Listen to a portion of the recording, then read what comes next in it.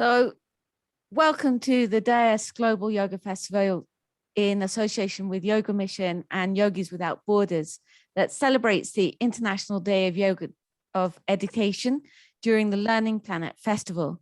Join us as we bring to you interactive workshops. Sorry, let me start again. Welcome to the Dais Global Yoga Festival in association with Yoga Mission and Yogis Without Borders that celebrates the International Day of Education during the Learning Planet Festival. Join us as we bring to you interactive workshops, learning opportunities, and practicing yoga together. It is our great fortune and luck that we have a very senior figure in the field of yoga who herself has been practicing for more than 40 years and for the last 20 years at least has been instrumental in bringing yoga into the field of special people, special young people and special children in the form of the global special yoga. So it is our great honor to introduce you to Jyoti Manuel, who actually, I think it's more than 40 years that you've been doing this, started teaching in 1989 and is well-known trainer and practitioner of therapeutic yoga for children with special needs. And she is actually the founder of Special Yoga, which was founded in 2003. You can read her full details in the chat, whether you're on the live stream or whether you're in the Zoom group. So please do check out her links there. And that was established to help provide and develop sustainable and accessible yoga-based programs for children with special and additional needs within education, therapeutic settings, and within the family. She is also a published author with the spiritual teachings of yoga and has been published in more books in 2019 and 20. She's worked within the education system for the National Health Service in the UK and recently was involved with a pilot program for children with additional needs who were at risk of exclusion from schools in the UK. Special Yoga also has global work, and particularly it's been working with ADAPT in Mumbai on a research study on the value of therapeutic yoga for adolescents with cerebral palsy. So with that, it's my great pleasure to hand you over to Jyoti Manuel. Thank you so much for giving your precious time to us. Thank you. Thank you so much for inviting me to be a part of this. I'm, very passionate about yoga as a modality and also just as a way of life and a way of being. And over the many, many, many years that I've been in practice, excuse me, and I've also been teaching and sharing the practices of, of different, of yoga of different practices that bring you into the state of yoga, which doesn't necessarily mean that you need a yoga mat. It doesn't necessarily mean that you do lots of asanas or anything like that. But what we want to do is to create different pathways to being in a state of yoga. And one of the things that I really have learned over many years, both as a parent and a practitioner and a teacher, is that our state as the adults around the young people matters. And so we've kind of developed a terminology called compassionate co-regulation.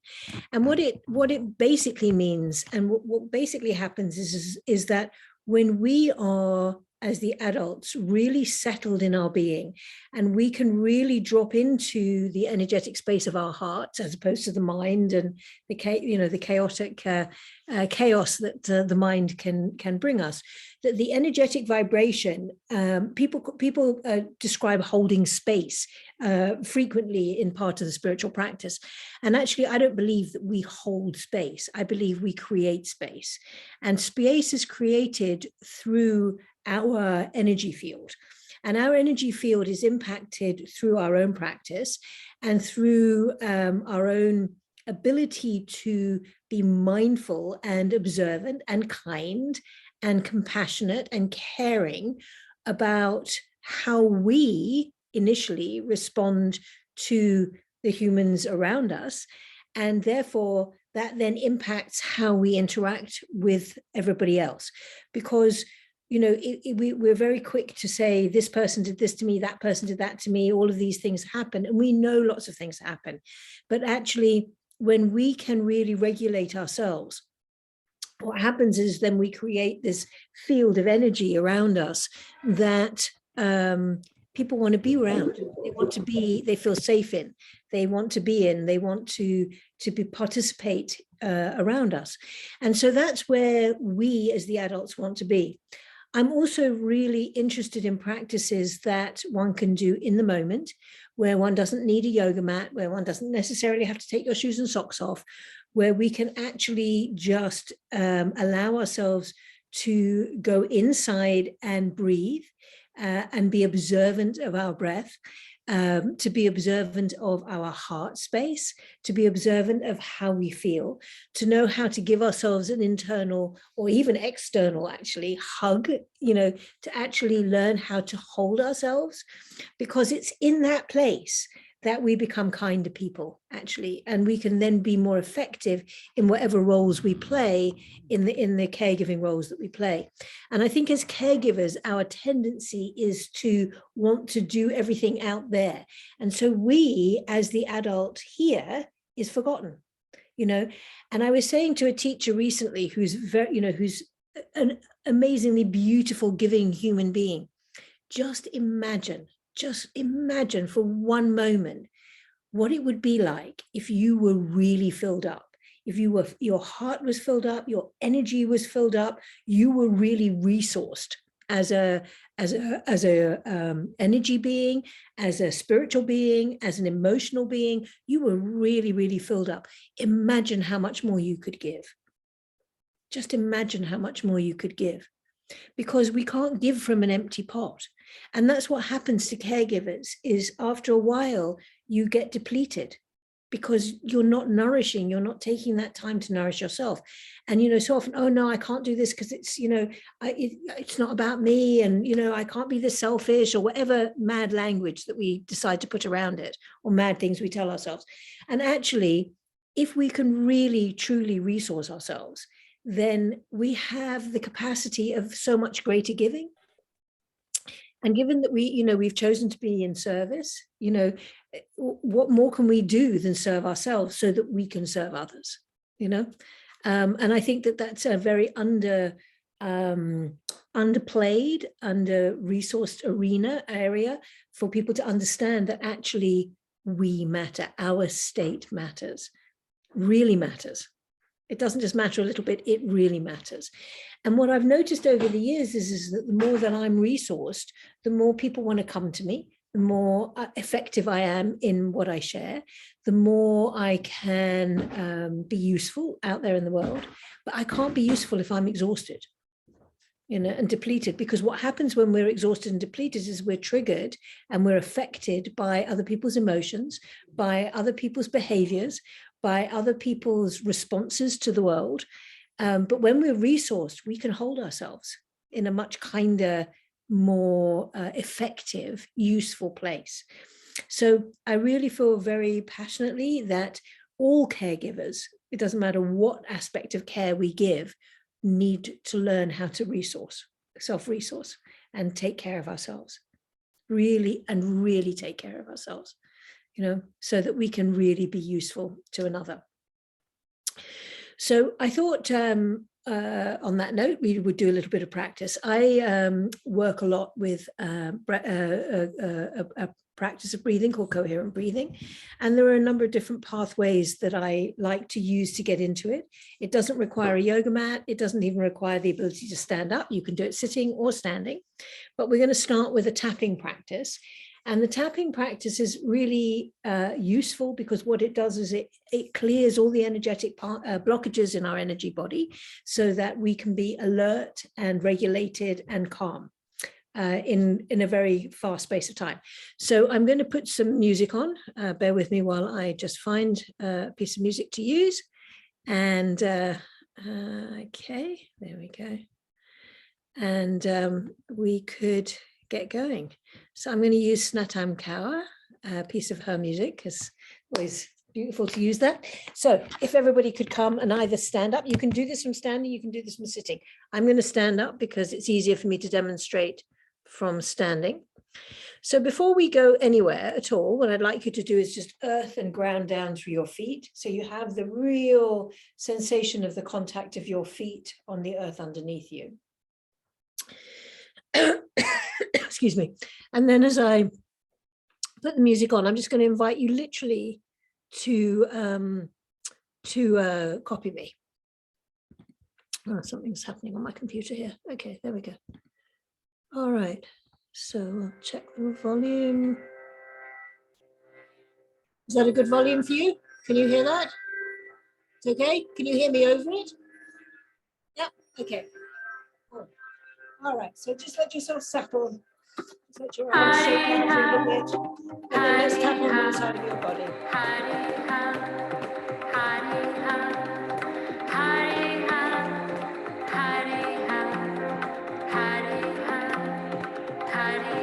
And let's move to the other side.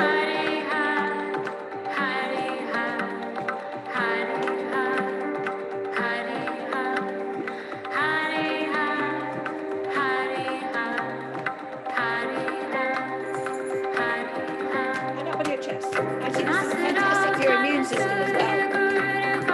Stimulating your thymus gland here.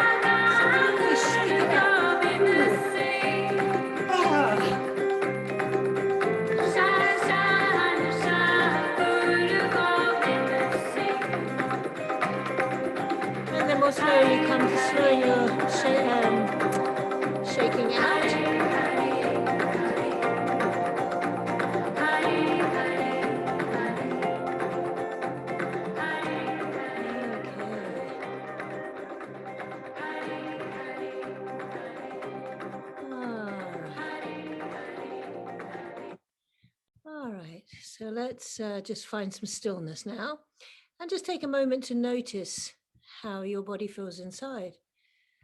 State of your energy, quality of your energy, the quality of your thoughts, the quality of your breath. Perhaps you could just let your breath settle, maybe. Just letting everything soften down, feeling the energy through your fingers, feeling the connection of your feet on the ground underneath you. Very good.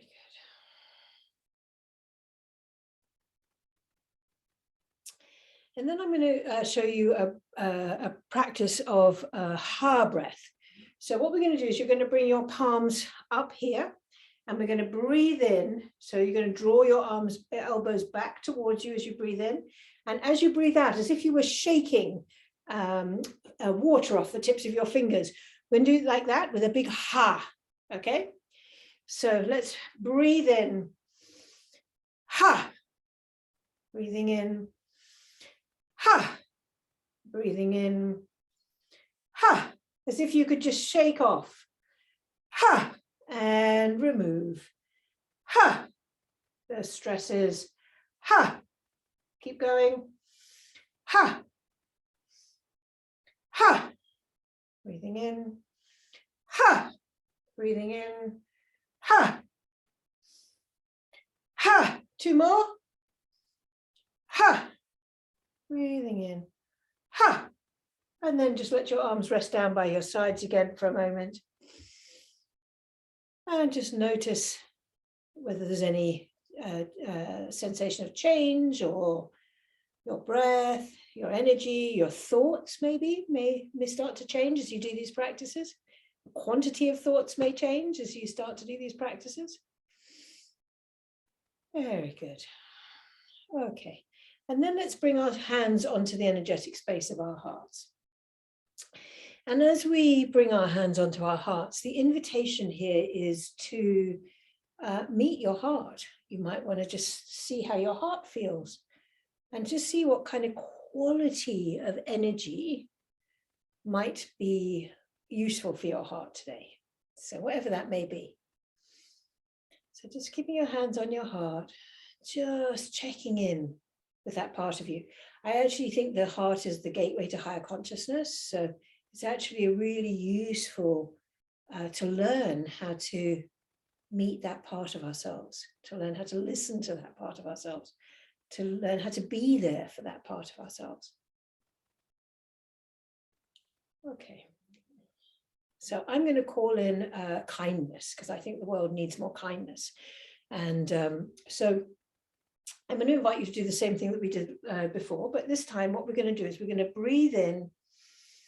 And as we're going to send that kindness out to each other, to the world around you, with a long, soft ha. Okay?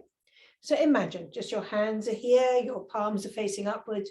We're going to call in that quality of kindness, and we're going to send it out to the world, to your friends, to each other, with a ha. Breathing in.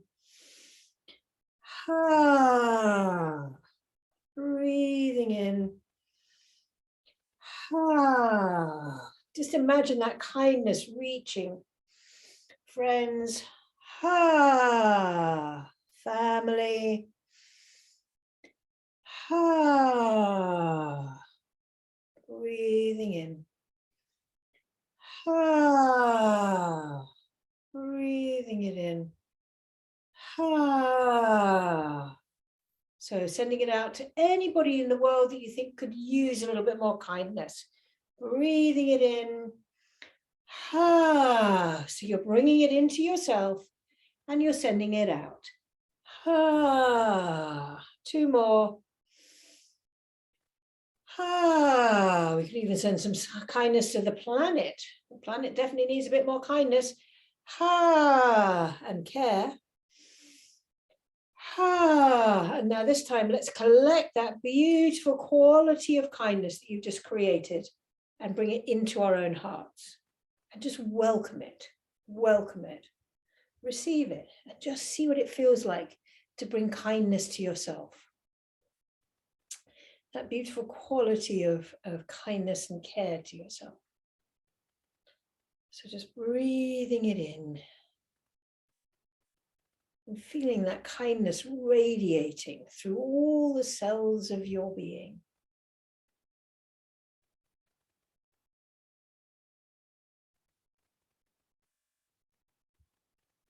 Sometimes feel like there's lots of tingling going on in my body when I bring that quality of kindness into myself. It's almost like your cells are smiling at me and I'm smiling back at them. Beautiful. Okay, and then just let your arms rest down by your sides for a moment. So we're going to do a little bit of movement and breath work now.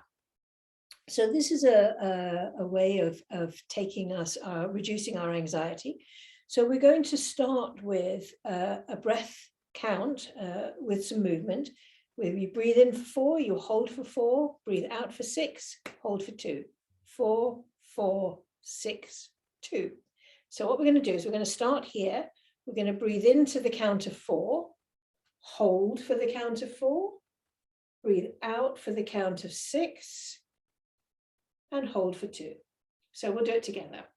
So let's breathing in 2, 3, 4, hold 2, 3, 4, breathing out 2, 3, 4, 5, 6, hold 2, breathing in 2, 3, 4, hold 2, 3, 4, breathing out 2, 3, 4, 5, 6, hold 2, breathing in 2, 3, 4, hold 2, 3, 4, breathing out 2, 3, 4, 5, 6, hold 2, we'll do one more, breathing in 2, 3, 4, hold 2, 3, 4, breathing out 2, 3, 4, 5, 6, hold 2, and just let your arms rest down by your sides. That's a really, really powerful practice for reducing anxiety. But you would need to do it a little bit more than we've just done it now to really get into the flow of energy of it. Really, really powerful practice for reducing anxiety there. Okay. So just again, taking a moment just to feel how your body's feeling right now, the sense of your feet on the ground, sense of your body in space. And then we're going to do a different breath ratio practice of just breathing in for 4 and breathing out for 4. So we're going to take our hands here. And what we're going to do is we're going to breathe into the count of 4. And then as we breathe out for the count of 4, I'm going to invite you to really stretch your arms out so that you're opening your lung and your heart energy lines, your meridians. And actually, as we breathe out, we're going to hum. So you get that additional bonus of stabilizing the nervous system. So let's all take a nice breath in together and breathing out. And then breathing in, 2, 3, 4, breathing out.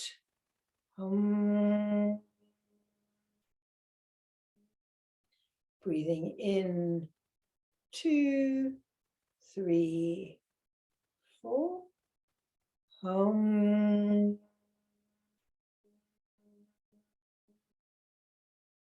Breathing in, 2, 3, 4.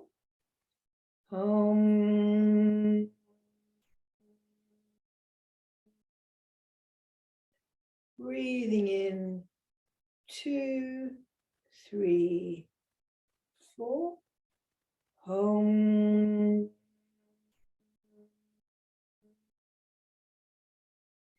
Last one in this direction, 2, 3, 4.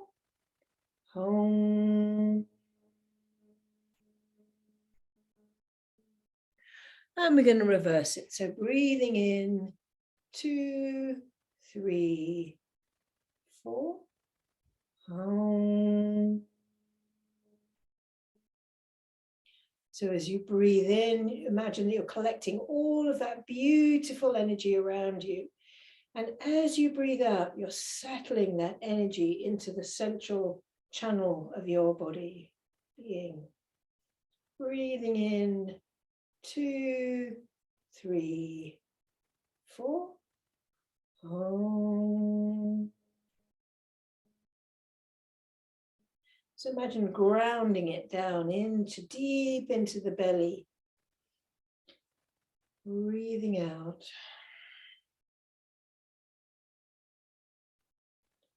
Breathing in, 2, 3, 4.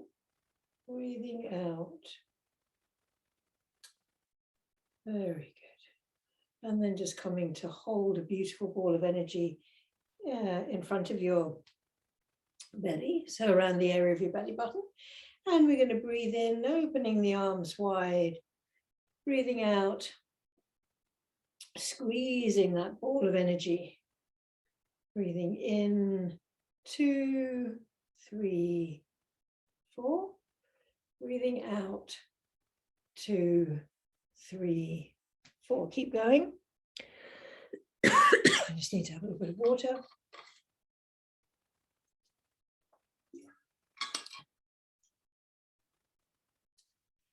Okay, breathing in and breathing out. And then let's take that ball of energy and bring it up. So as if your palms of your hands are pointing towards your forehead. So it's almost like you're holding the world in your hands. Sometimes what we feel like when we're overwhelmed. So let's imagine that you've got the sun in one hand and in one palm and the moon in the other, and you're just holding this energy here.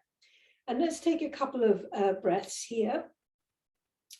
So breathing in, 2, 3, 4, and breathing out, 2, 3, 4. One more time, breathing in, 2, 3, 4. Breathing out, 2, 3, 4. And then let's breathe in as if you could collect all of the beautiful energy of the stars and the planets. And as we breathe out, we're going to fold forwards as if you were hinging at the hips, flat back, bend your knees if you need to, breathing in, collecting that beautiful energy of the earth. As we breathe in, and we're offering it to the sky.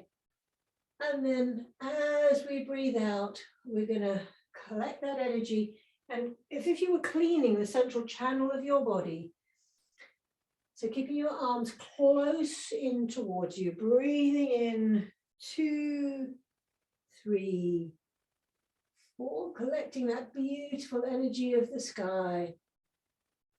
And letting it come down, cleaning the central channel of your body, giving it to the earth, and then breathing in, collecting that energy as you breathe in to come up.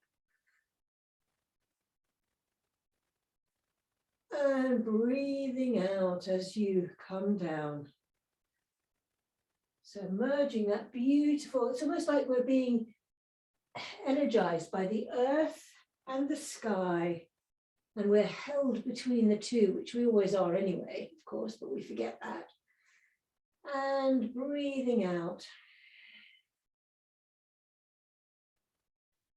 And then one more time, let's breathe in, collecting all of the energy of the earth. And taking it up. And collecting the energy of the sky. And cleaning the central channel of your body. And then let's bring that energy up to the middle, again, around your belly button. And then let's breathe in and breathe out. Breathing in And breathing out. And let's just take that beautiful ball of energy and let's just move it around our body as if you were creating this beautiful circle of energy around you. There we go. And then we could take that ball of energy and let's make nice big circles with it. So you're rotating your body, breathing in and breathing out. And you might want to change the direction. And again, you could be sitting and doing this or standing and doing this, however you feel. So, and then let's turn it into figures of 8. So actually, we're going to call them sleepy 8s because they're laying down 8s.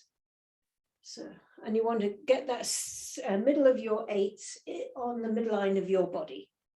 So you're crossing the midline of your body, balancing the right and left hemispheres of your brain as you make these beautiful movements. Breathing in and breathing out. Breathing in and breathing out. And then let's just come back to the center again and just see what you can feel between your hands, almost like you've got this beautiful energy between each palm of each hand. And you can just play around with it a little bit. And you could move it around your body a little bit.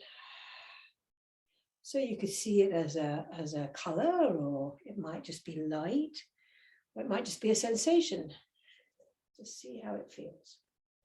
There we go. And then we're just going to gently breathing in and breathing out, as if you were like painting a waterfall of beautiful light. Breathing in, 2, 3, 4. Breathing out, 2, 3, 4. Breathing in, 2, 3, 4. Keep your body fluid. Breathing out, bending your knees a little as you come down. Breathing in, 2, 3, 4. Breathing out, 2, 3, 4. Breathing in. Imagine just painting a beautiful waterfall of light in front of you. So you're working with your breath, breathing in and just settling that energy as you breathe out. Beautiful. And then just coming to, again, hold that beautiful ball of energy inside you, in front of you. And we're going to breathe in and breathing out. Breathing in and breathing out. One more time. Let's breathe in, making your ball get bigger and bigger. And as you breathe out, let's squeeze that ball of light into a little pearl inside the palm of one of your hands. And then let's put it either into your heart if you want a bit more love and compassion, kindness, to your belly if you want a bit more stability and strength, or even into your forehead if you feel like you need a little bit more wisdom. So I'm going to bring it into my lower abdomen today because that feels like the best place for me today, but wherever you feel would serve you best. And as you bring that beautiful, you've just worked a lot with your energy. So as you bring that beautiful little pearl, powerful pearl of energy into your body, perhaps just notice how you feel. Breathing it in. I often feel a really warm sensation inside my body when I bring the energy in. You might be feeling something else. So just take a moment just to notice. Very good job. Okay, very good. So if you're standing up, you can come and sit down. And what I'd like to do is to just give yourselves a little bit of a squeeze. So let's just start by giving yourselves a nice big squeezy hug. I don't think we hug ourselves enough. I don't think we acknowledge ourselves enough for the amazing beings that we all are actually.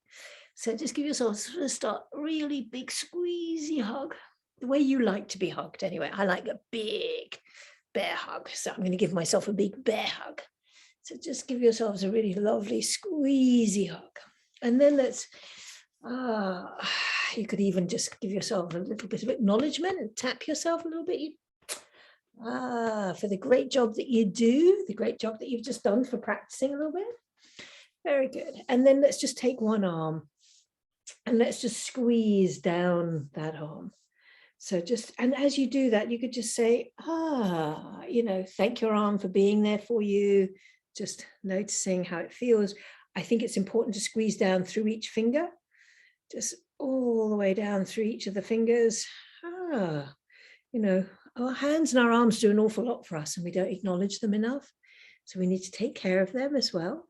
So here we are, taking care of our arms and our hands. Don't forget your thumb. That's an important other piece of your hand if you're privileged to have one. And then let's go down your arm again. And you could just give your arm a bit of love or say hello to it or acknowledge it as you go down. And again, one more time through each finger. And then before you change your arms, I'm just going to invite you just to let your arms rest by your side and just notice the different qualities of your arms. See what happens when your arm gets a bit of love and care, how different it feels. So I think we better love up the other one then. So let's give the other one a nice squeeze down through your arms. Moving down into each finger. Going down. Don't forget all your fingers. Fingers do a lot for you, and just be nice, say nice things to them. Notice what you're thinking as you're doing it. Because remember, your thoughts, the cells of your body are hearing all your thoughts. So let's be really loving and grateful and gracious to our body for all it does for us, for taking care of us. So all the way down again into each finger.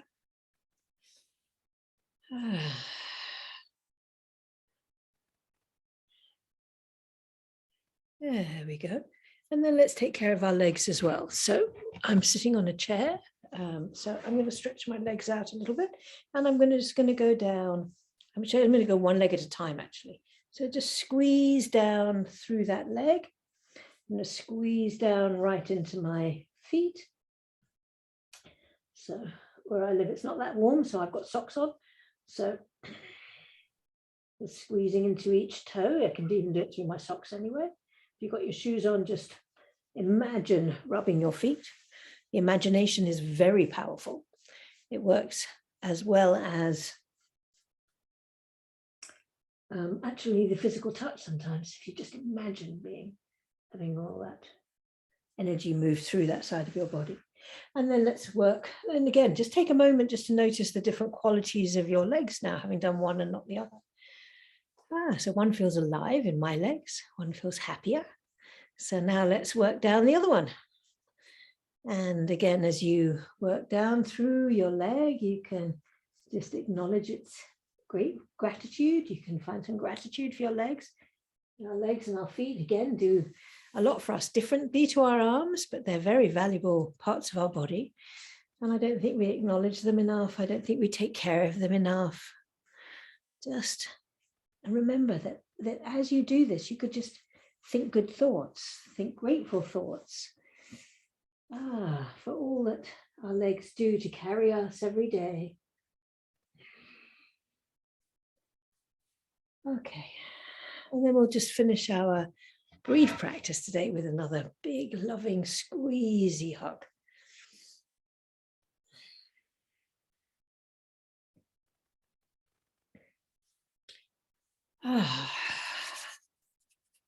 Very good. And then let's rub the palms of your hands together, because that's always a good way of stimulating all those gorgeous nerve endings that we have in our hands.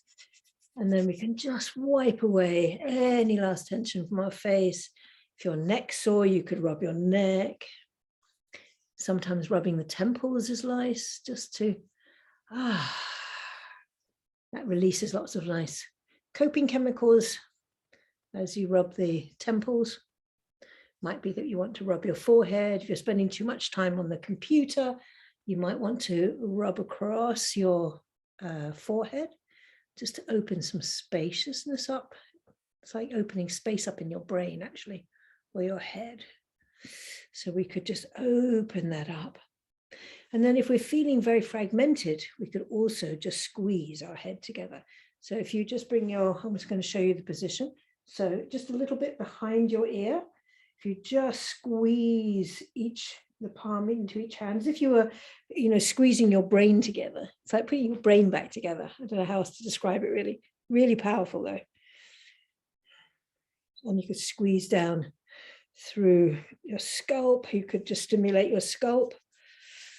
Lots of nerve endings in your skull, in your scalp as well. So you might want to just massage down through your scalp. Very good.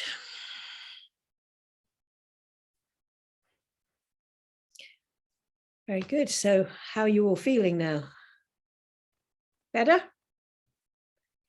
So that was a number of different practices put together. So we worked with our breath. So we worked to stimulate our body through the tapping and the shaking, which is both a combination of alerting, energetically clearing, cleansing, and also calming in its own way, because it brings balance. So all the practices, and these are easy to do, and you can do them fast, quickly. You don't need a yoga mat. You don't need to take your shoes off. You can be sitting. I've done it with children lying down, children who aren't able to sit up. I've tapped their bodies from lying, if they haven't got the physical ability to tap their own bodies because they've got physical limitations with cerebral palsy or other physical limitations or missing limbs or whatever, you can tap bodies, you can help them. So it's really, that's a really powerful practice. And then the Ha breath is fantastic for releasing energy, blocked stagnant energy in our systems. And I think a lot of the populations that you would be working with will have stagnant energy. I think we've all got stagnant energy, actually, to be honest. So I think these are very fast ways of clearing stagnant energy out of the energy system so that we can be clearer, we can be more functional, we can be happier, we can be calmer. And then the breath work is just very, I don't know if you noticed how it made you feel, but when you work with the ratio of 4-4, like we were doing, and in a slow way, you're really bringing the autonomic nervous system into as much balance as you can. And obviously there are 4 parts to the breath. There's the in-breath, there's the hold, there's the out-breath and the hold. So in that breath practice, we're not working with the holds on each side, but we're working with the in-breath, which is arousing, and we're working with the out-breath, which is calming. And when we bring them into balance, we create coherence, we create, balance and coherence in our systems. And it's such a beautiful way of doing it. And I think for a lot of people who struggle with anxiety, trauma, stress, it's very hard to find your breath. So the purpose of doing movement with the breath means that my attention isn't on my breath, it's on the movement. So you tend to find that you can get much better results when you move and breathe, as opposed to just sitting somebody down and saying, okay, we're going to breathe in and we're going to breathe out. Because when you're in very high levels of anxiety, the likelihood is you won't be able to do that. So actually what we want to do is to use body movements, and these movements are opening up the energy channels as well. So you're opening up your heart channel. Remember, your heart's here. You're opening up the lungs here. So you're actually opening up the capacity for more love, more care for self as well as for others, as you start to make those kinds of movements. And, just holding the world in your arms and just allowing yourself to be balanced between the sky and the earth is really powerful, actually, because it really brings you into that balance from above and below, to bring a regulated balance into your nervous system. And from there, once you've done those practices, that would be the point at which perhaps you would be able to have somebody sit down and be able to take them into just breathing once you've done the movements. But I think the movements are really helpful. The other thing that I did with the movements when we were doing this movement here was I was inviting you to hum. Now, humming is super powerful because the vibration of the hum goes straight back into the back of the neck, back at the throat, excuse me, which goes back into the vagus nerve, which goes immediately into the nervous system. So it's really balancing and calming for the autonomic nervous system to hum. And also when you're very anxious, you know, I've done this a lot with children, you know, who just waving their arms around. I've seen people just waving their arms around actually. But when you're humming, you're breathing. You know, it's like a trick really for you and for the people that you're working with to actually make sure that they really are breathing. And of course, once you've hummed and you've breathed out, you have to breathe in. I mean, it's like, that's what happens. You have no choice because your body's just going to do it anyway, right? So that's why I like to use the humming a lot with the breathing, because we know then that somebody's actually doing the breath work.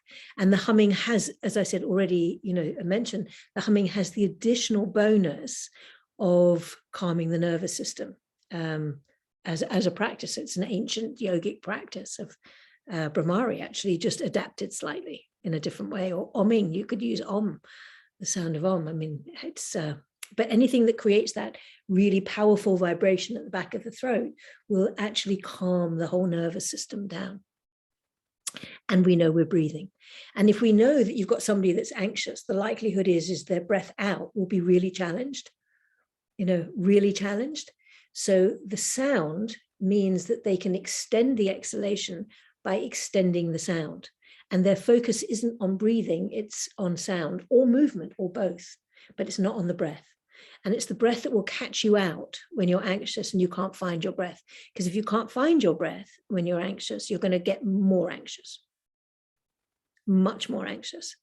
So these are ways of just overriding a lot of the kind of patterns of anxiety that I've seen over many, many, many years of all sorts of populations of children and young people who are unable to access their breathing, you know, consciously access their breathing. Obviously they're breathing because they wouldn't be here otherwise, but being able to control it and work with it and use it and soften it more than anything is really helpful. And the practice that I would then go on with coherent breathing would be to really soften the breath. And I think one of the things in yoga, oftentimes a lot of the pranayama practices are very forceful. And what we really want to do today, and I think, you know, we need to soften everything down now. You know, the world's too crazy out there. And actually what we need to do is to soften everything and get into that calm. And that's why these kinds of movements are so useful, because they're soft, they're gentle. We're not pushing, we're not forcing, we're just in that state of being, which actually is the state of yoga, actually. You know, without having to fight to get there, without having to contort your body to get there, you know, and as much as I absolutely love the asana practice, you know, to be honest, my life is never going to change because I can get my leg behind my head, ever. But my life will change if I can regulate my breathing and if I can control my thoughts and if I can start to work with my heart. That's where the power is. It's not in achievement of asana. You know, I know that might give you a great feeling for a minute or two or three, and everybody goes, oh, you're so fantastic. Wow, look at that. But actually, the internal dialogue for us needs to go way beyond that. You know, it needs to go into how we experience our own ability to regulate ourselves, to navigate the mad thoughts that we have. You know, the internal dialogue, which, you know, most of us would never, ever, ever, ever say to another person what we say to ourselves, ever, you know. So these are practices that open the heart space, that open the lung space, that allow us then to be able to settle into a way of being and a way of being with ourselves, which means that we can be more comfortable. And really and then we can be of greater service. You know, when we're really soft and peaceful inside, that's where we can really be. I think it's where we're at our strongest. It's not about the outside, it's about the inside. And that's what these practices take us to, is a place of internal regulation and internal quiet and internal peace that allow us then to nourish and restore our energy and fill back up so that we can go back out there into the world and be most helpful. So, my friends, I don't know if anybody's got any questions in the chat box. I don't know how this works today, whether we're live on Facebook, so maybe not. So beautifully expressed. Someone's just, our tech team is dealing with the questions, if there are questions. And I see we've got a couple of new visitors that joined in the middle, so feel free to ask your questions. But Jyoti, you just so complemented the other sessions that we've had today that we're talking about the inner peace, the inner stability, the inner unity.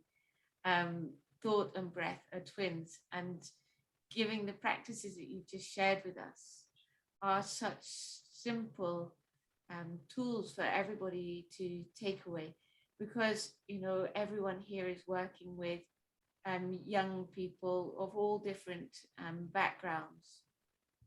So it's really really practical what you've shared with us, because everyone having experience for themselves, it's very easy then to take it to other people.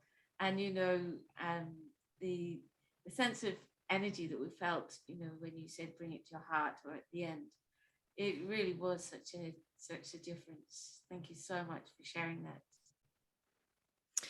Oh, it's a pleasure. I mean, I love being able to share this, because I just know that simplicity is, and the simplicity of these practices is really powerful. But the thing is, we've got to do them regularly. I mean, that's how we develop the awareness and to stop the energy stagnation that Keshav's just asked about. Is we've got to just do this. If we took 10 or 15 minutes every day, I think the other thing about yoga is people think, oh my goodness, I haven't got an hour, so I'm doing nothing. Well, actually, if everybody can find 5 or 10 minutes, is the truth. We can all do, even if we've got a Facebook for 5 or 10 minutes, we can all find 5 or 10 minutes, or did something, that some habit, we can all create time. Time is an illusion anyway. And I get that not everybody can find an hour or two, but don't do nothing, do something.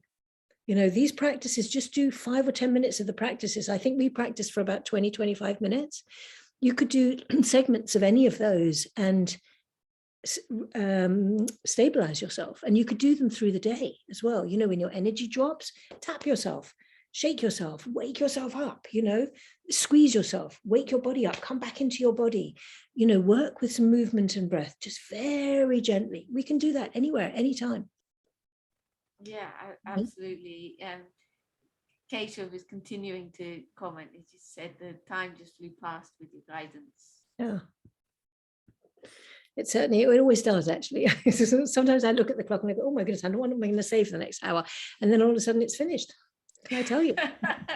That's a very good sign. So I thank you so much for sharing your precious time and it's a pleasure to come to the festival for us. It's a great pleasure. We're actually starting a course on reducing anxiety for children. It's coming up, I think, in March. It's a 6-week, 2-hour-a-week course, and it's on our website. So can I put our website into the chat box here? Please do. That then will get copied into the live link as well for you. Beautiful. Thank you. And it would be lovely to have anybody that wants to do these practices, because the more we do them, the stronger we get at it. Yes. And that course really delves into coherent breathing as well, kind of really regulate. That's all online. All online. I'm only training online these days. Yeah.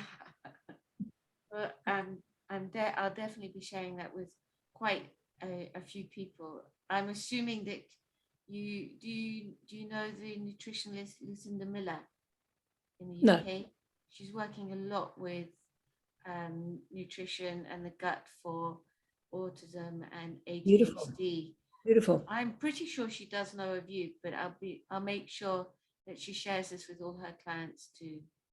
Beautiful. Thank you. Yeah, no, we have a yoga and mindfulness for autism course coming up again, I think in May or March or somewhere in the spring anyway. It's a new one stuff. So, yeah, it'd be lovely to have more people join us. I want to just spread this work. It works, you know. And I'm always so moved at the end of our trainings when people go, oh my God, you know, my children are tantruming less. Oh my goodness, I feel better.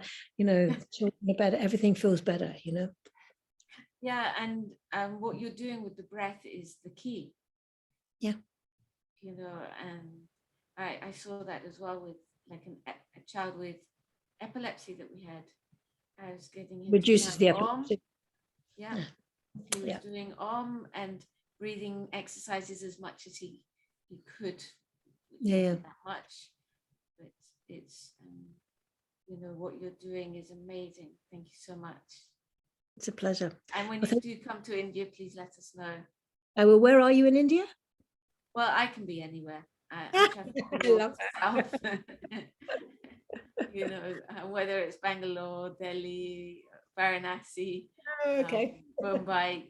I hope to go back to India at some point in the, you know, in the distant future. I definitely want to introduce you to someone in Delhi who is has founded an institute especially for autism in particular. Okay, cool. Brilliant. Or maybe you can connect me with them anyway. I think I have already. Okay. It's always easy to meet in person though, isn't it? But I will, yeah, that's what I was thinking. It's a little hard. Yeah, I get it. Anyway, I get it. Thank you so very much thank you for sharing your time. Thank you all so much for inviting me. It was it's always lovely to have the privilege to share my work. So thank you. Thank you. It's very valuable. Namaste. Blessings.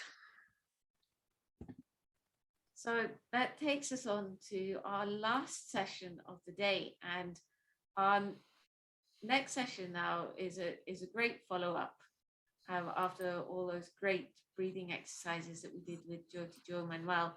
We now go on to chanting, and we are joined by Nina Rao. Nina Rao learned traditional chants, bhajans from her grandfather in a village in southern India when she was just 9 years old. And the chants quietly stayed with her until she rediscovered chanting with Krishna Dasji in New York in 1996. So for many years, some of you may be knowing that Nina has been Krishna Das's business manager and accompanies him musically as well, very often on stage. In 2007, she recorded the track Nina Chalisa on Krishna Das's CD Flow of Grace.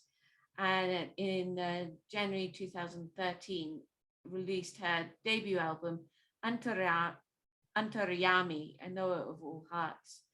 August 2018 was her second album, Anubhav, and she regularly leads kirtan workshops and retreats in her hometown of Brooklyn, New York.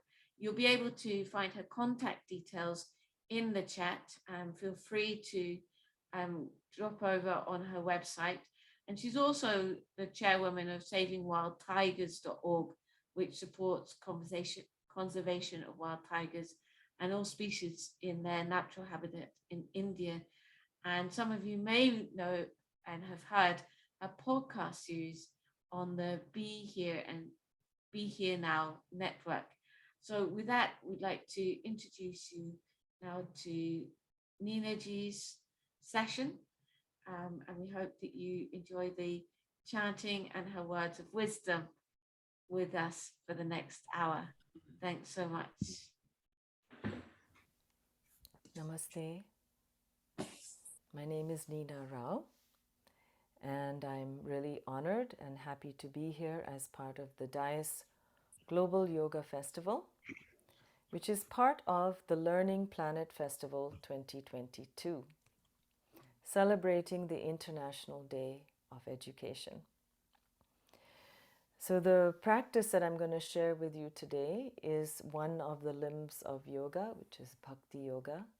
And as a part of the expression of Bhakti Yoga, we'll be sharing a little bit of chanting together. I just want to say that, my first exposure to chanting was with my grandfather in a little village in South India. And I had lived abroad with my parents for many years, and we would go back for holidays. And when I was about 9 or 10 years old, I saw a harmonium in my grandfather's home, and I had always wanted to play an instrument, and I never had the opportunity to learn. So I asked him to play the harmonium, and he said, "I'll play for you, but you'll have to sing along with me." So I had no idea what he was going to chant, and it turns out he did a beautiful chant to Ganesha. And without knowing what it meant, I knew that by repeating this name, I was entering into the flow of this beautiful devotional space that was being created by the chanting of the divine names. For many years after that, I didn't chant. Life kind of took over until I started chanting again when I moved to America. And I was doing a yoga class, and my yoga teacher had invited Krishnadas, who some of you know, to come and chant as part of the retreat. And when I heard him chant, I was pulled back into that time of my early childhood, where the names were conjuring up this very devotional, loving space that over the years has become a refuge for me, chanting the name. That was almost 30 years ago that I started chanting in America, and I've been chanting ever since. And what I want to share with you today is what we call kirtan, and maybe a little bit of bhajan as well. Some of you know what that is. But what was apparent to me as an adult and starting to chant in my 30s was that I came here to the West to understand the roots of our chanting that came from India, which the seekers from the West went to find in the early 70s and 60s and brought back with them here. One of the great honors that I had of learning this chanting practice again, when I was exposed to it in 1996, was to be able to go to Krishnadas's Guru's temple, Neem Karoli Baba's temple in Kainchi in the Kumaon Hills. And when I went there is where I met my Guru, Sri Siddhima, whose image you see here. And she was a great devotee of Maharaji, Neem Karoli Baba, took care of him for 40 years. And when he left the body, she was there for all his devotees. And she was the well that people went to get those stories about Maharaji and relive and enter back into that space of love. For me, because I had never met Maharaji, my relationship only grew stronger with that great presence that I felt when I heard the chanting. And I spent 20 years with her on and off, when I could visit her. And she left the body in 2017. But the greatest gift that she gave me was not only her memory, but also the practice of chanting. She was very keen that we develop a regular practice. And this was the way in which the inner knowledge was going to blossom from within us, was with the chanting, by taking the name in the Kali Yuga, by receiving the name, by chanting it and hearing it. We were going to open up our inner eye of our heart, let's say, where the knowledge becomes wisdom naturally. It's an intuition. And we learn to live our lives in a better way, in a good way, in a way with some peace and compassion, and maybe not be so reactive with our negative thoughts and emotions that might arise. Slowly, slowly. But at the very least, over time we know this will work, but at the very least, in this moment now, it creates a sanctuary or a refuge for us to go to. And Ma would say to us always, take whatever burden you may have, any complaint, any feeling of grief or anger or jealousy or anything that causing you anxiety, take it to the altar where you offer your prayers. She was always prayerful in this way. And chanting these names is a way for us to offer our prayers. So let's do a little bit of chanting together. I will lead, and since I'm not going to actually be able to hear you, I will imagine your voices while you're singing back with me. And I will do some simple chants so it'll be easy for you to hear the words and be able to sing it back. Okay, and listen to your own voice. Listen to me and then listen to your own voice, and this is the practice. I'm going to open with an invocation to the Guru, and then we'll sing Sita Ram. Very simple.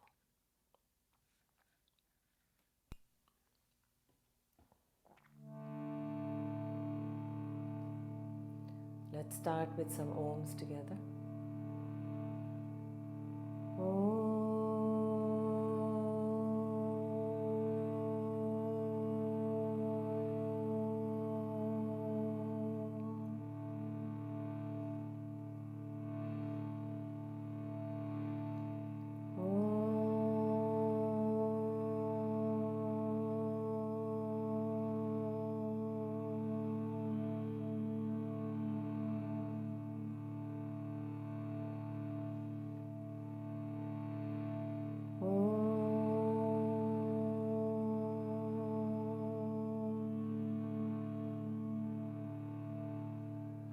Shri Gurubhyo Namaha Harihi Om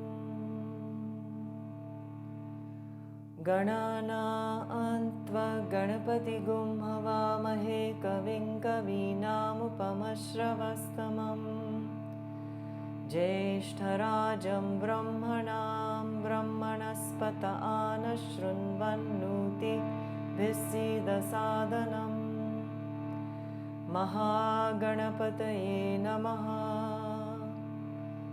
Prano Devi Saraswati Vajebhirvajinivati Dhinam Vitryavatu Ano Divo Brahatav Parvatada Saraswati Yajata Gantu Yagyam Havan Devi Jujushana Gratachi Shagmano Vachamushati Shrinotu Vagdevye Namaha.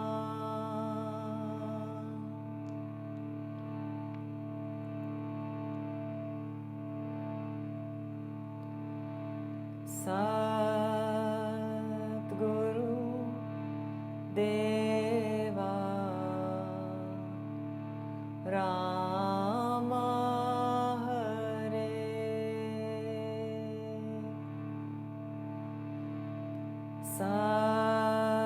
Satguru Deva Rama Hare Rama Hare Deva Rama Hare Rama Hare Deva Rama Hare Satguru Deva Rama Hare Raja Raja Prabhu Rama Hare Raja Raja Prabhu Rama Hare,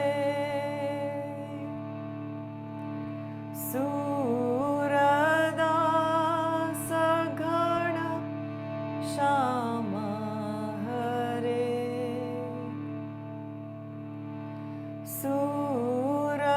Suradasa Ghana Shama Hare, Brahma Vishnu Shiva Shakti Hare, Brahma Vishnu Shiva Shakti Hare, Satguru Deva Rama Hare,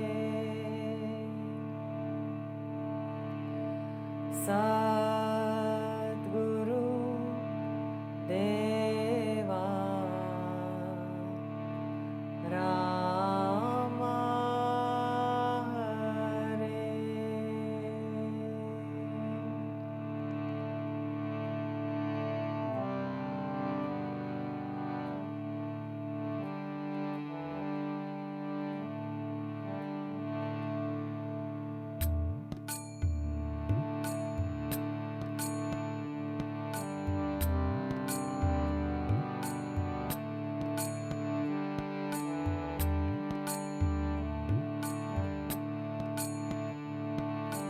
Sita, Sita Ram, Sita Ram, Sita Ram.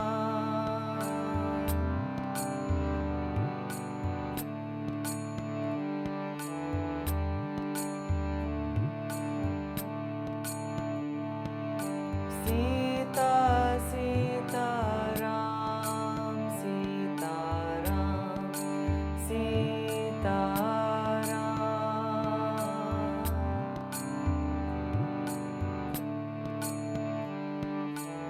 Listen to your voice sing.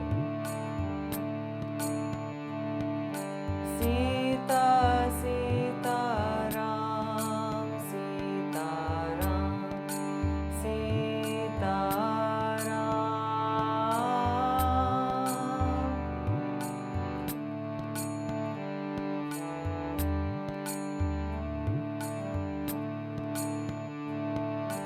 Sita, Sita Ram, Sita Ram, Sita Ram.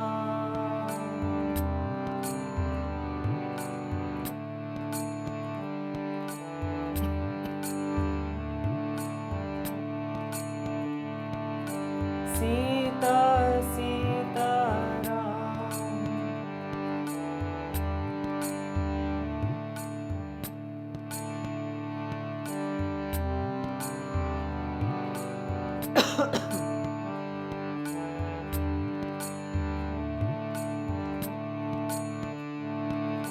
Sita, Sita Ram, Sita Ram.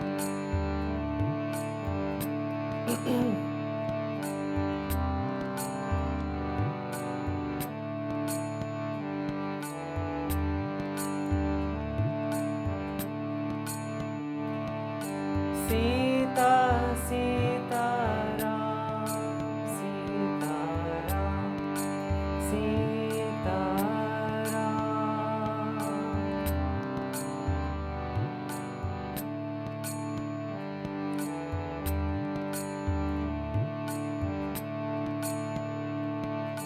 Sita, Sita Ram, Sita Ram, Sita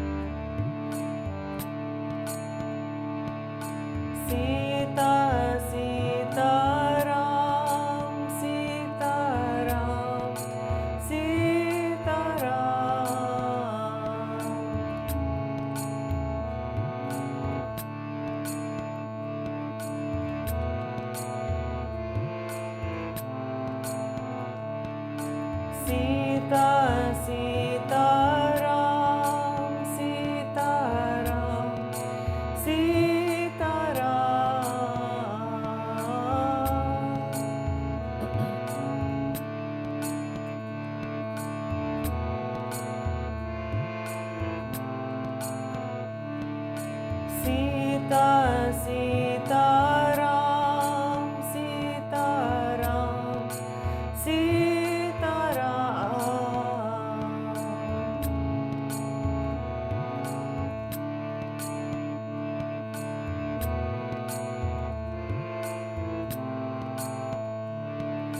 Sita, Sitaram, Sitaram, Sitaram.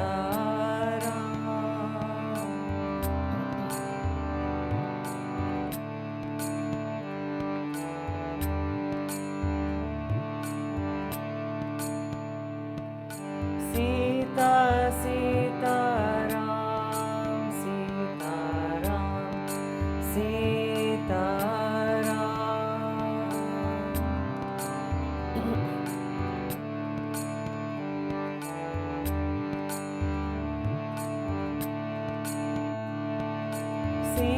Sita, Sitaram, Sitaram, Sitaram.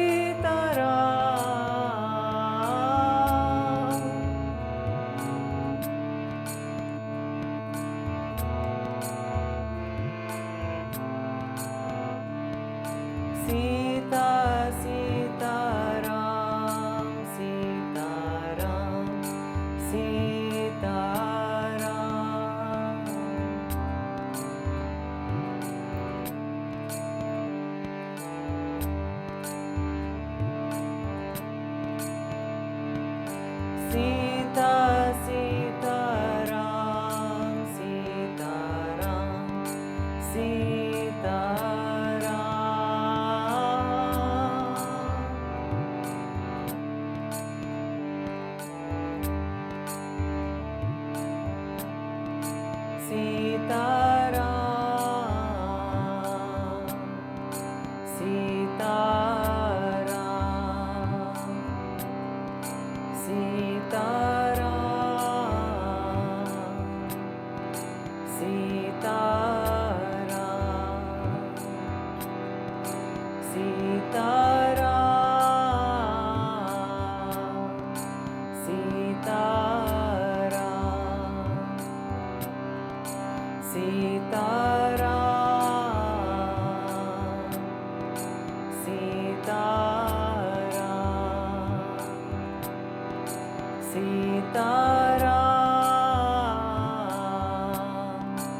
Sita, Sitaram,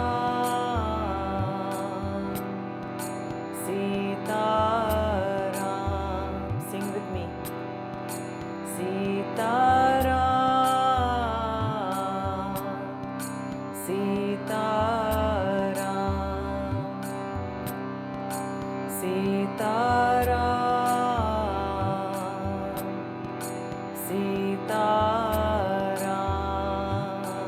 One more time. Sitaram, Sitaram, Sitaram, Sitaram.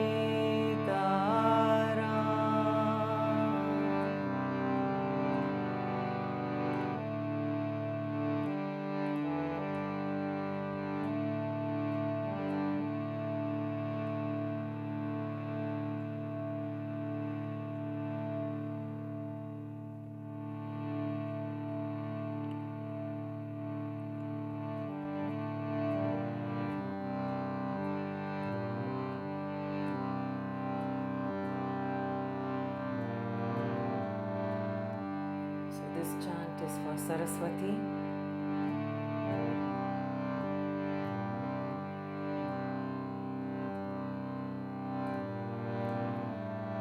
Saraswati brings us clarity, discernment, and the stamina to practice.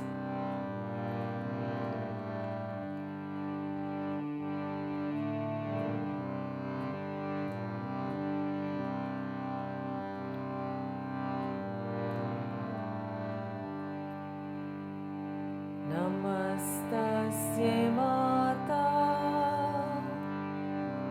Saraswati Sharade Devi.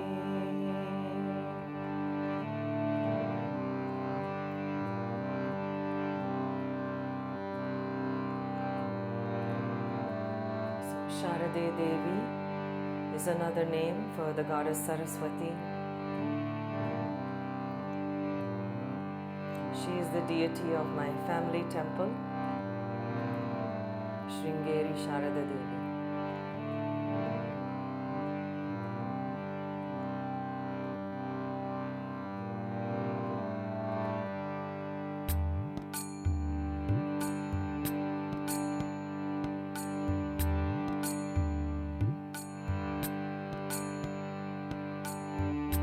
Namastasye Mata Saraswati Sharade Devi.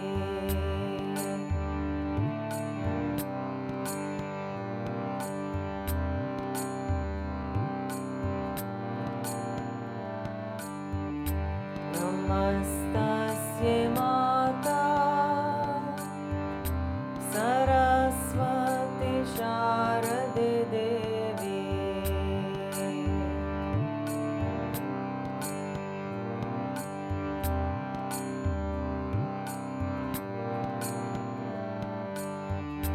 Namastasye Mata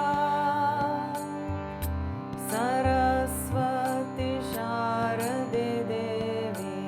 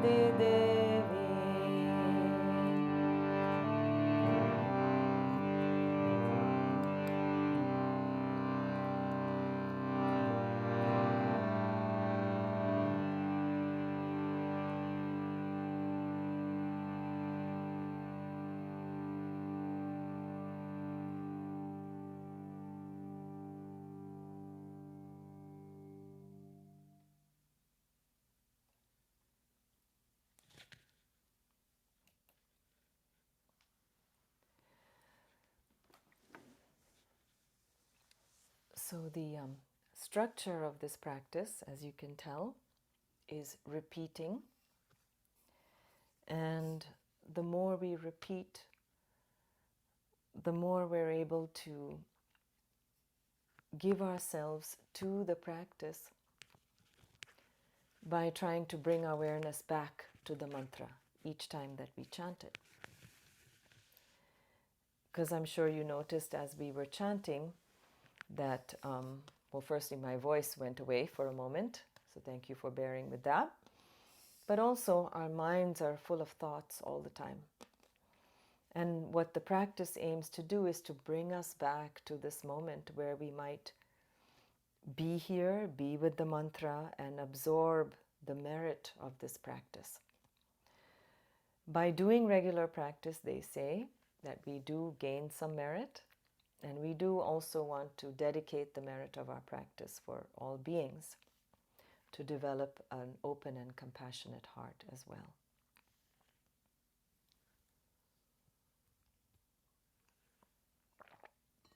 So, talking about compassion, I would like to chant a mantra that many of you might know. It's a long mantra. It's called the Hanuman Chalisa. It's 40 verses in praise of Hanuman, who is considered the wisest, the strongest, the bravest, and the kindest divine being. And we have many of those types of beings in India, as I'm sure you know, from all the thousands of names that we can chant. But Hanuman has been the core of my practice, chanting the Hanuman Chalisa. Siddhima gave it to us as a practice, and she was very keen that we did this practice regularly, and we used it to fortify ourselves, for whatever that was going to come to us in life, as a way to live our lives in the best way. And in all the years that I've done this practice, it has been that way for me, that it has become a refuge. And the more that I do it, the more I can open into it. And that gives me more faith to do it even more. So that's how practice works. We start to see, we don't have an exam sheet that's sort of telling us how we're doing. And we hopefully are not evaluating all the time. But as we go through life, we start to see that we start dealing with things in a different way. We have the opportunity to maybe sit back a little bit and witness what's happening. And when we do that, we can reduce our reactive behaviors that sometimes are detrimental to a situation and hurtful to people and hurtful to our own selves. Okay, so if you would like the words to this mantra, I'm sure you can find them in all kinds of places, but they are also on my website, and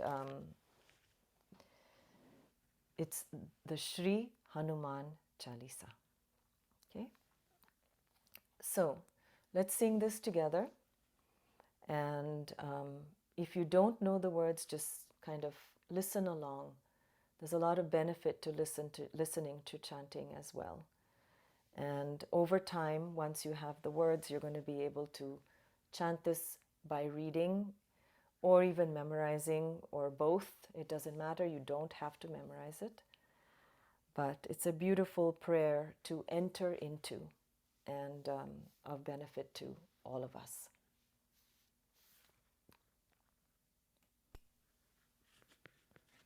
Just adjust this sound over here. Okay.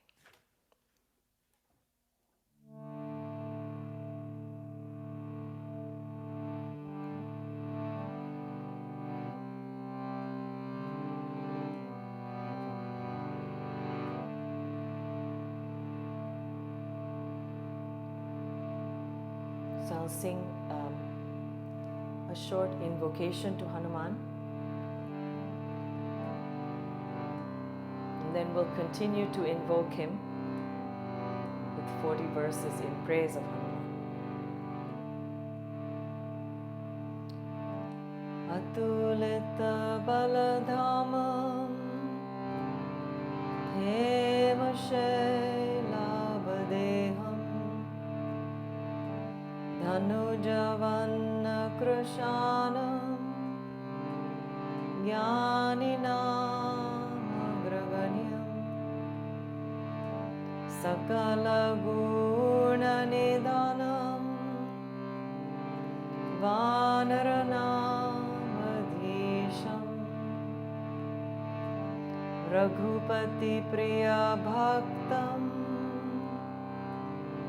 वात जातं नमामि।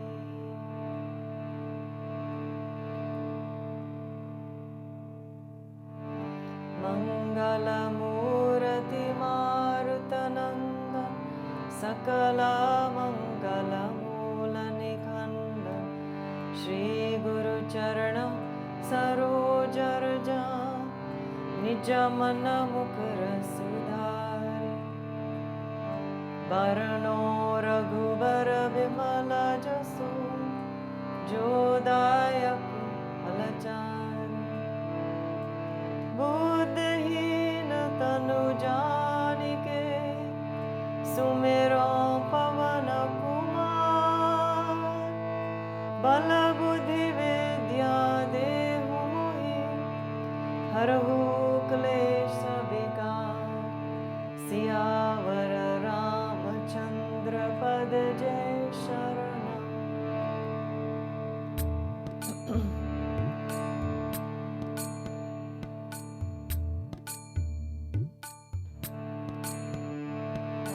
जय हनुमान ज्ञान गुण सागर जय कपीश तिहु लोक उजागर रामदूत अतुलित बलधाम अंजनी पुत्र पवन सुत नाम महावीर विक्रम बजरंगी कुमति निवार सुमति के संगी कंचन वरण विराज सुवेश कानन कुंडल कुंचित केस हाथ वज्र ध्वजा विराज कांडे मूज जनेऊ साजे शंकर सुवन केसरी नंदन तेज प्रताप महाजगवंदन विद्यावान गुणी अति चातुर राम काज करिबे को आतुर प्रभु चरित्र सुनिबे को रसिया राम लखन सीता मन बसिया सूक्ष्म रूप धरि सिया दिखाव विकट रूप धरि लंक जराव भीम रूप धरि असुर संहारे रामचंद्र जी के काज संवारे लाय सजीवन लखन जियाए श्री रघुवीर हरषि उर लाए रघुपति कीन्ही बहुत बड़ाई तुम मम प्रिय भरतहि सम भाई सहस बदन तुम रोजस गावे अस कहि श्रीपति कंठ लगावे सनकादिक ब्रह्मादि मुनीसा नारद शारद सहिता ईसा यम कुबेर दिगपाल जहांते कवि कोविद कहि सके कहांते तुम उपकार सुग्रीवन कीना राम मिलाय राजपद दीन तुमरो मंत्र विभीषण माना लंकेश्वर भय सब जग जान युग सहस्र योजन पर भानु लील्योताहि मधुर फल जान प्रभु मुद्रिका मिले मुख माहि जलधि लांघि गए अचरज नाही दुर्गम काज जगत के जेते सुगमानुग्रह तुम्हारे तेते राम दुआरे तुम रखवारे होत न आज्ञा बिन पैसारे सब सुख लाहे तुम्हारी शरण तुम रक्षक काहू को डरना आपन तेज संहारो आप तीनों लोक हांकते का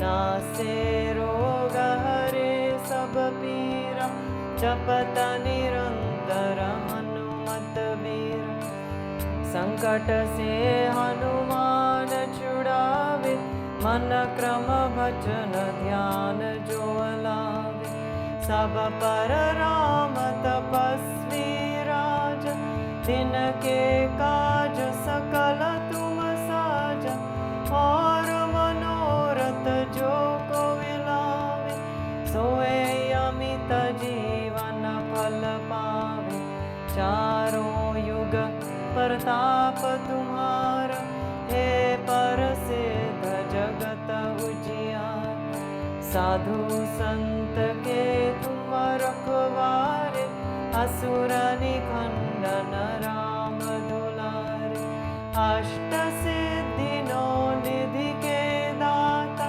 असबर दीन जानकी माता राम रसायन तुम्हारे पास सदा रहो रघुपति के दास तुम्हारे भजन राम जी को पावे जन्म जन्म के दुख बिसरावे अंत काल रघुवरपुर जाए जहाँ जन्म हरि भक्त कहाए और देवता चित्तन धरई हनुमत से सर्व सुख करई संकट कटे मिटे सब पीरा जो सुमिरे हनुमत बलबीरा जय जय जय हनुमान गोसाई कृपा करहु गुरुदेव की नाय जो शत बार पाठ कर कोई छूट ही बंदी महासुख होय जो यहाँ पढ़े हनुमान चालीसा होया सिद्धि साकी गौरी सा तुलसीदास सदा हरि चेरा कीजे नाथ हृदय मंडेर पवन तनय संकट हरना मंगल मूर्ति रूपा राम लखन सीता सहिता हृदय बसहु सुरभु सियावर रामचंद्र पद जय शरणम मंगल मूर्ति मारुतनंदन सकला मंगल मूल निखंडन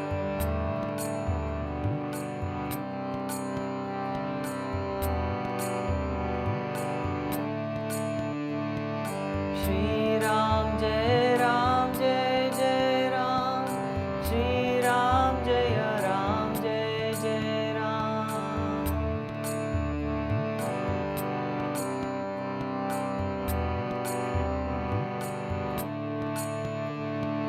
श्री राम जय जय राम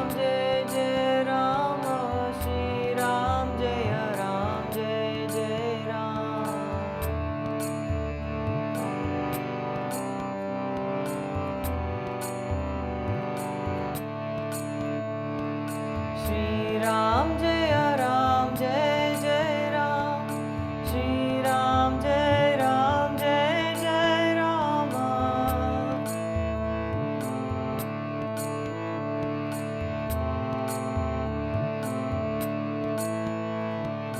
श्री राम जय जय राम श्री राम जय जय Ram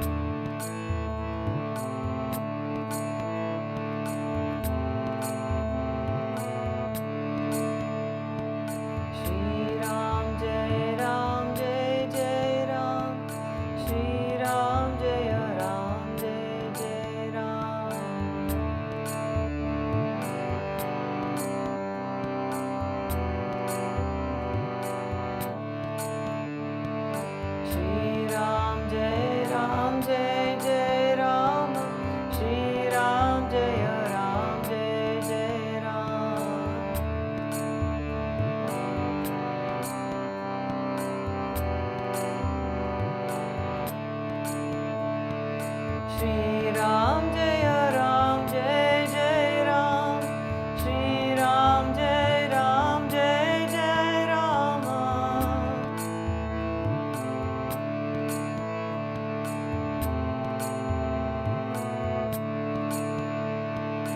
Shri Ram Jaya Ram Jai Jai Ram, Shri Ram Jai Jai Ram, Shri Ram Jai Jai Ram, Shri Ram Jaya Jai Jai Rama.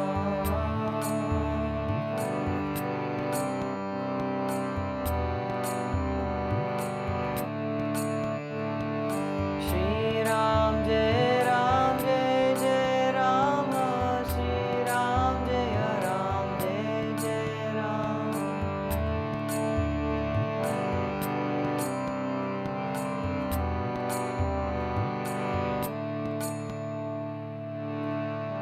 Shri Ram Jai Jai Ram, Shri Ram Jai Jai Ram.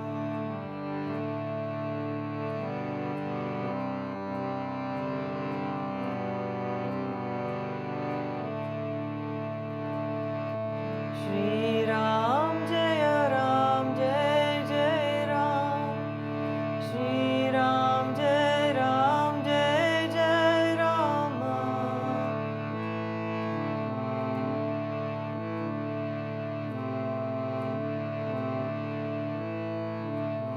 Shri Ram Jai Jai Ram, Shri Ram Jai Jai Ram.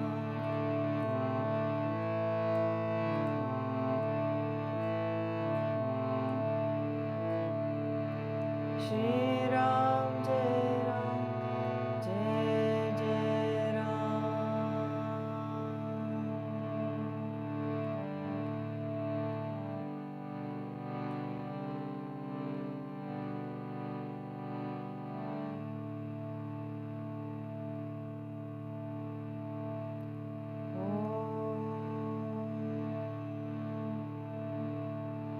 Sahana bhavatu, Sahano bhunaktu, Sahaviryam karavavahai, Tejasvinavaditamastu ma vidvishavahai. Om Shanti Shanti Shanti.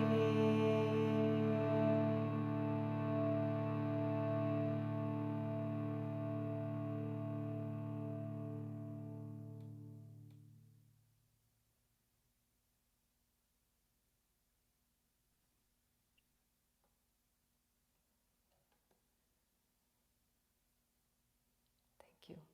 Namaste.